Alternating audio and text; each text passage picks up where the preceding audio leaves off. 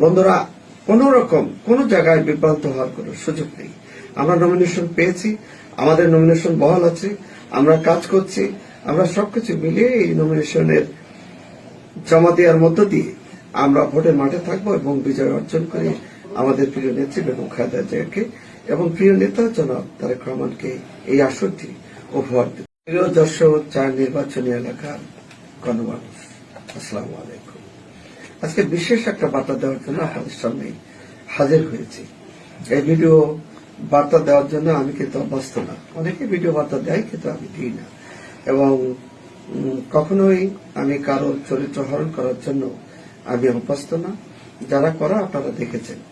আমি শুধু আপনাদেরকে এতটুকু আশ্বস্ত করতে এসেছি যে আজকে টেলিভিশনে, বিশেষ করে যমুনা টেলিভিশন, এখন টেলিভিশনে প্রচারিত হয়েছে একটা বিভ্রান্তিকর কথা। সেখানে বলা হয়েছে যশোর 4টি আসনের মধ্যে 4টি পরিবর্তন হয়েছে, তার ভিতরে আমারটাও আছে।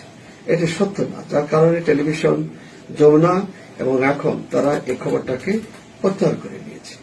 বন্ধুরা, কোন রকম কোন জায়গায় বিভ্রান্ত হওয়ার কোন সুযোগ নেই। আমরা নমিনেশন পেয়েছি, আমাদের নমিনেশন বহাল আছে, আমরা কাজ করছি, আমরা সবকিছু মিলিয়ে এই নমিনেশনের জমা দেওয়ার মধ্য দিয়ে আমরা ভোটের মাঠে থাকবো এবং বিজয় অর্জন করে আমাদের প্রিয় নেত্রী বেগম খালেদা জিয়াকে এবং প্রিয় নেতা জনাব তারেক রহমানকে এই আসনটি উপহার দেব। নমিনেশন যদি কেউ পেয়ে থাকে সেটা ব্যাকআপ নমিনেশন, দ্বিতীয় নমিনেশন। কাজে এই বিষয়ে কারোর ভিতরে কোনো সন্দেহ না এনে আপনারা মাঠে ময়দানে ধানের শীষের কাজ করেন। ইনশাল্লাহ এই মাঠে আপনাদের সাথে দেখা হবে। ধানের শীষের বিজয় অর্জনের মধ্য দিয়ে আমরা সাফল্য অর্জন করব। আসসালামু আলাইকুম।